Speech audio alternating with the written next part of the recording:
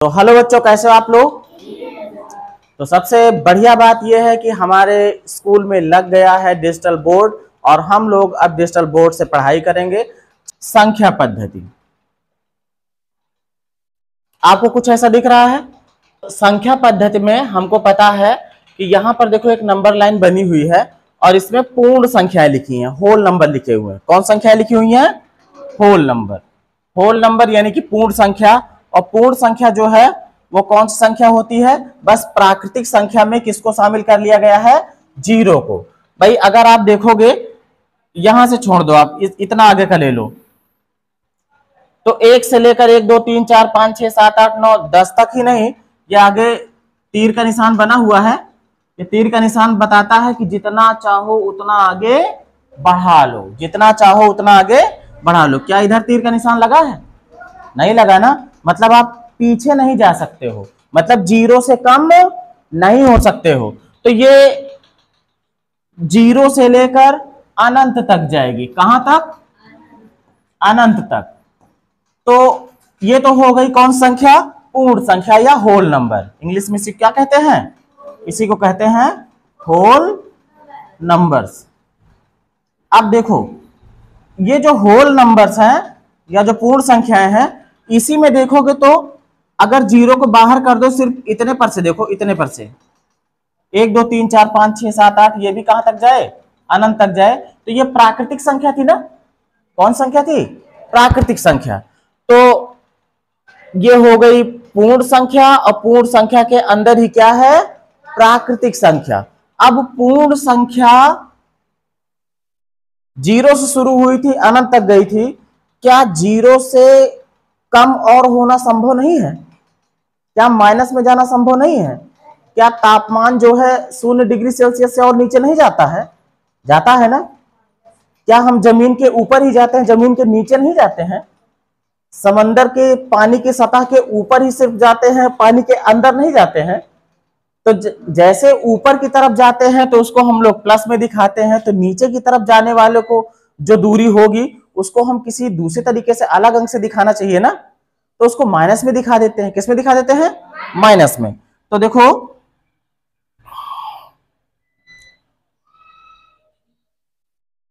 यहां से यहां तक, मतलब कि 1 से लेकर के जीरो को हटा दिया जाए तो कौन संख्या मिलती है? प्राकृतिक संख्या। अब इसके बाद देखो, इन्हीं जो मतलब पूर्णांक की बात करेंगे तो इतना क्या है? इतना पूर्ण संख्या है। जीरो से अनंत तक क्या है? पूर्ण संख्या।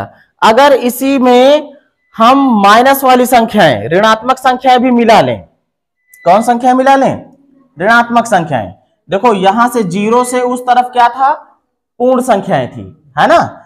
और जीरो के इस तरफ पीली लाइन के इधर क्या है? -1 -2 -3 -4 -5, ये है ना।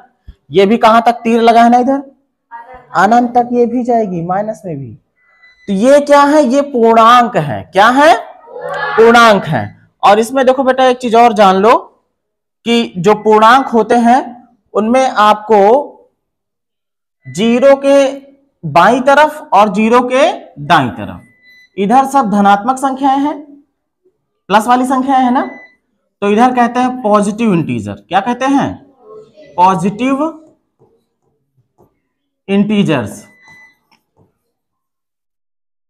हिंदी में कह सकते हो धन पूर्णांक। क्या कह सकते हो? धन पूर्णांक। अभी लिखते कम बनता है मुझसे, ठीक है। और जीरो के बाईं तरफ, इस तरफ सब निगेटिव नंबर्स है ना, है ना। तो इसको निगेटिव इंटीजर्स कहते हैं। क्या कहते हैं? निगेटिव इंटीजर्स, या फिर ऋण पूर्णांक। क्या कहते हैं? ऋण पूर्णांक। जीरो क्या है? ना तो ये धन पूर्णांक है और ना ही ऋण पूर्णांक है। जीरो सिर्फ और सिर्फ पूर्ण संख्या में माना जाएगा। किसमें? पूर्ण संख्या। जीरो ना तो धनात्मक है और ना ही ऋणात्मक है। बात समझ गए? अब इसके आगे बढ़ते हैं हम लोग और देखते हैं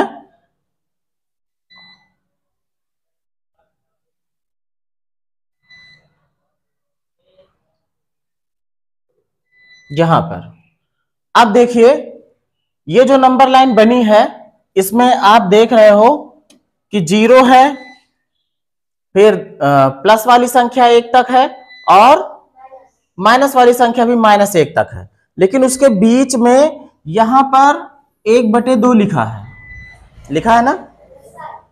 0 और 1 के बीचों बीच मतलब आधे पे है ना 1/2।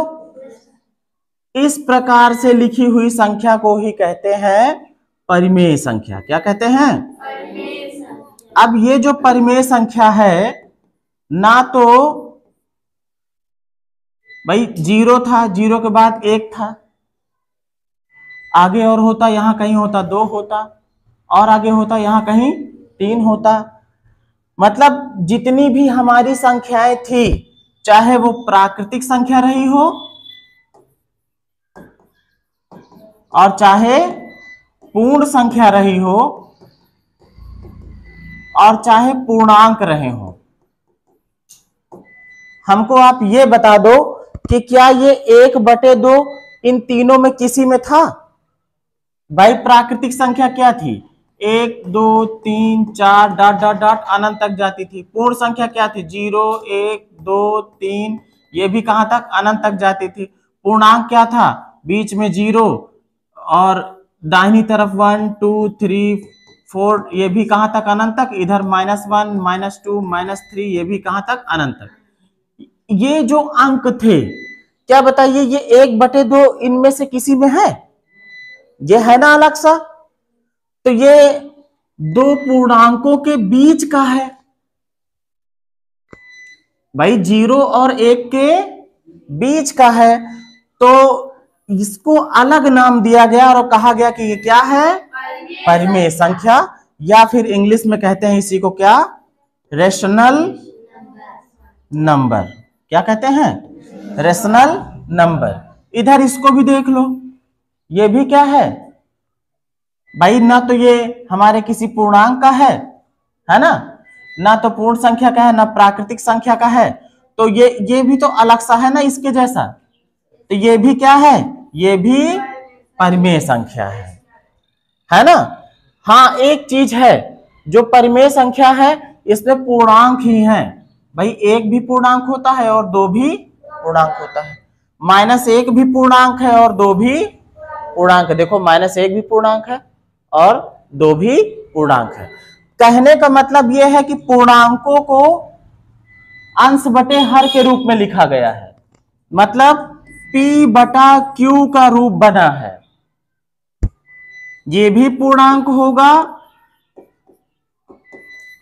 और ये भी पूर्णांक होगा। तो P/Q के रूप में जिसको लिखा जाए और P और Q दोनों क्या हो? पूर्णांक हो। और एक शर्त और है, जो ये Q है मतलब जो हर है वो कभी भी 0 के बराबर ना हो। सिर्फ इतनी बात को आप ध्यान रखो, यही परिभाषा है किसकी? परिमेय संख्या की।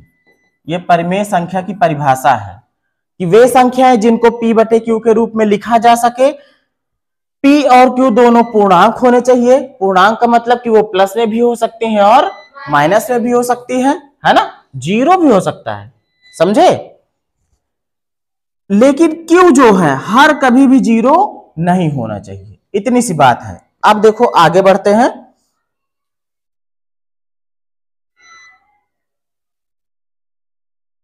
यहां पर देखो 1/2 को क्या बताया गया है कि ये क्या है? परिमेय संख्या है। नेक्स्ट क्लिप में चलते हैं।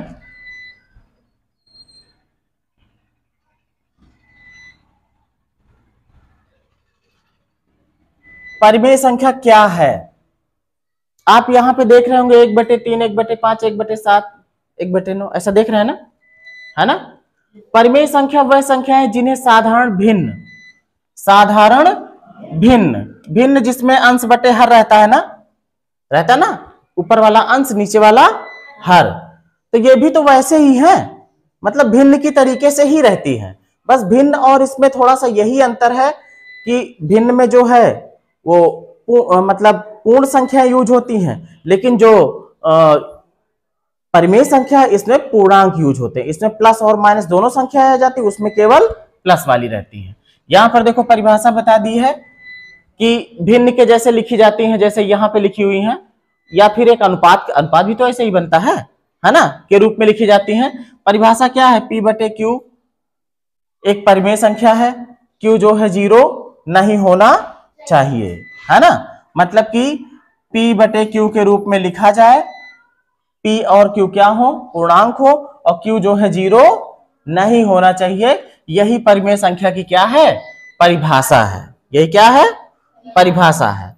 और यहां पर देखो कुछ और दिया है, किसको किसको आप परिमेय संख्या कहोगे। 5 बताइए परिमेय संख्या है कि नहीं है, क्योंकि 5 तो P बटे Q के रूप में नहीं दिख रहा है,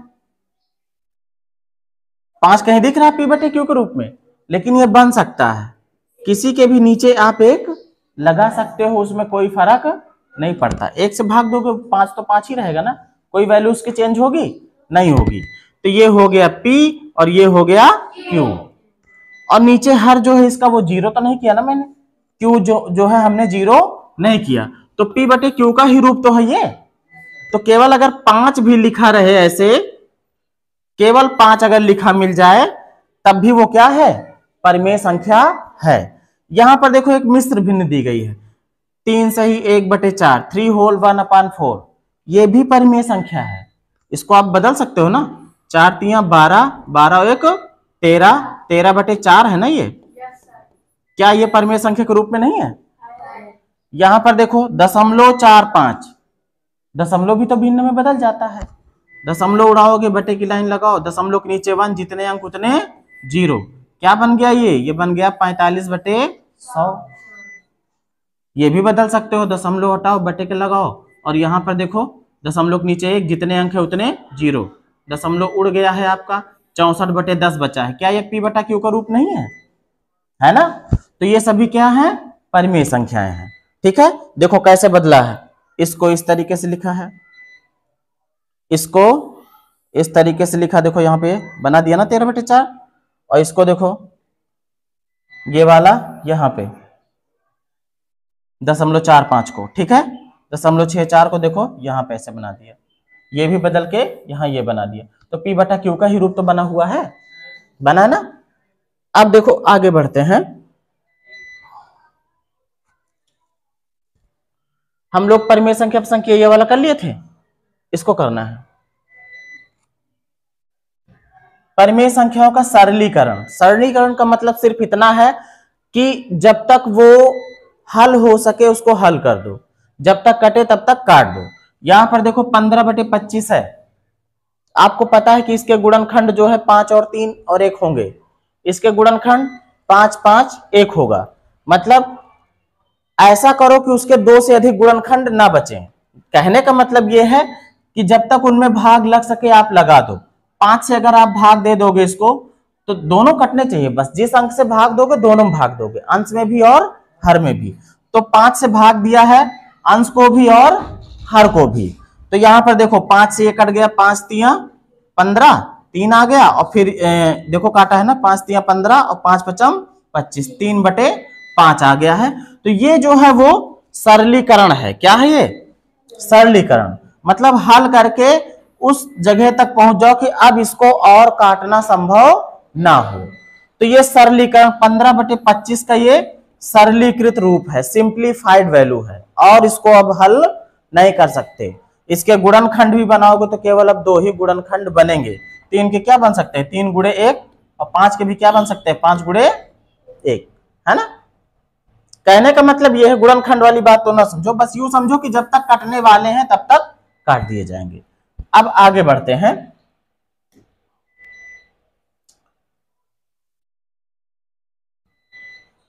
परिमेय संख्याओं का योग जोड़ना है कैसे। परिमेय संख्याओं को जोड़ना बहुत सिंपल है। मान लीजिए a/b एक परिमेय संख्या है, a/b क्या है, एक परिमेय संख्या है, और c/d दूसरी परिमेय संख्या है। दोनों को जोड़ना है तो सिर्फ और सिर्फ पहला काम, दोनों के जो हर हैं इनको बराबर करना होगा। और बराबर करने का बढ़िया तरीका जो होता है, अगर 2 ही हैं तो, ज्यादा होंगे तो एलसीएम हो जाएगी। जैसे मान लीजिए 3 परिमेय संख्या जोड़ते, है ना, तो फिर उसमें थोड़ा दिक्कत होती है। तो इसके लिए क्या करना होता है, अगर दो ही परिमेय संख्या हो तो इसके हर से इसमें ऊपर नीचे गुणा और इसके हर से इसमें ऊपर नीचे गुणा। एक तरीका तो ये होगा ना भाई, अगर हर बराबर करना है तो क्या करो, इसके हर से इसमें डी से भी गुणा और इसके हर से इसमें बी से यहां भी गुणा, बी से यहां भी गुणा, हर बराबर हो जाएगा, है ना। उसके बाद हम अपना काम कर लेंगे। या फिर एक तरीका और भी है, ऐसा दिखे बिना सोचे समझे, इसका इधर गुणा, इसका इधर गुणा और इन दोनों का गुणा, और कुछ इस तरीके से लिखा जाएगा। कैसे, देखो इसका इधर गुणा हुआ, इसका इधर हुआ, देखो ए डी प्लस बी का सी के साथ हुआ बी सी, और फिर इन दोनों गुणा बी डी, मिला ना। एक सवाल यहां पर देखो किया गया है, 5/6 प्लस 2/7, इसका इधर गुणा, देखो 7 का इसके साथ गुणा हुआ है और 6 का इसके साथ, देखो 7 गुणे 5, प्लस लगा था तो प्लस लगा दो, माइनस रहे तो माइनस लगा देना, जोड़ की बात हो रही तो प्लस लगाया गया है ना। 6 का किसके साथ होगा, 2 के साथ, बटे की लाइन बाद में हमने बताया था इन दोनों गुणा कर लेना ना। क्लियर है बात। अब देखो 5 सते 35 और ये 6 दूनी 12, नीचे 7 छंग 42, दोनों को जोड़ोगे 47/42, ये आपका क्या हो गया, आंसर हो गया। मतलब इनको दोनों परिमेय संख्याओं को जोड़ने के बाद ये आंसर मिल जाएगा। ये तो था परिमेय संख्याओं का योग, ठीक है। सिर्फ इसका इससे गुणा, इसका इससे गुणा और इन दोनों गुणा, इतना सा काम है। और आपको बता दें, जो इनका परिमेय संख्याओं का व्यवकलन है, घटाव है, बिल्कुल सेम तरीके से है। कैसे होता है, आइए समझते हैं।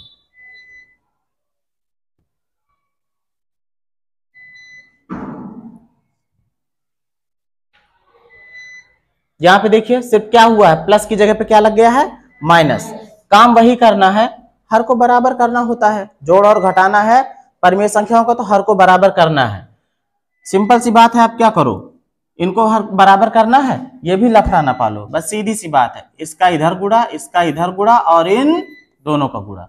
देखो ए डी, फिर माइनस लगा था माइनस लगा दिया, बी सी और नीचे इन दोनों का गुणा बी और डी का, बी डी। अब देखो ये एक सवाल है, कैसे किया जाएगा, इसका इसके साथ गुणा, 3 चौक हो रहा ना गुणा, माइनस लगा है माइनस लगा दिया, 5 का 1 के साथ गुणा, ठीक है, और नीचे 5 और 4 का गुणा। समझ में आई बात। ये कितना हो जाएगा, 3 चौक 12 माइनस 5 एकम 5 और 4 पंचे 20, 7/, भाई 12 में से 5 निकल गया, 7 बचा। ये था परिमेय संख्याओं का घटाव। अब इसके बाद हम लोग देखते हैं परिमेय संख्याओं का गुणा, जो कि सबसे आसान होता है। परिमेय संख्याओं का जो गुणा है वो सबसे आसान है, गुणन बिल्कुल सिंपल, इससे ज्यादा आसान तो कुछ है ये नहीं। ये दो परिमेय संख्याएं हैं, इनका गुणा होना है, कुछ नहीं करना, अंश का अंश से गुणा और हर का हर से गुणा, इतना सा काम करना है। अगर गुणा करना है तो इसका इसके साथ गुणा हो जाएगा, इसका इसके साथ। एक सवाल ले लो, मान लीजिए 3/5 ले लिया और गुणा करना है 4/7 के साथ, तो अंश का अंश के साथ, न्यूमरेटर का न्यूमरेटर के साथ और डिनोमिनेटर का डिनोमिनेटर के साथ, हर का हर के साथ। आप गुणा करोगे ये क्या बनेगा, 3 गुणे 4 और नीचे क्या 5 गुणे 7, कितना हो जाएगा, 4 तिया 12 और 7 बचे 35। गुणा वाला सबसे आसान है ना। अब भाग भी बिल्कुल ऐसा आसान है, एकदम आसान। गुणा जैसे है वैसे भाग भी है। देखो यहाँ पे एक सवाल इन्होंने दिया है, 3/5 और 1/4 का, ऊपर का ऊपर गुणा, 3 और 1 का, 3 एकम 3, 5 चौके 20। गुणा बिल्कुल सिंपल है। अब भाग भी देखो,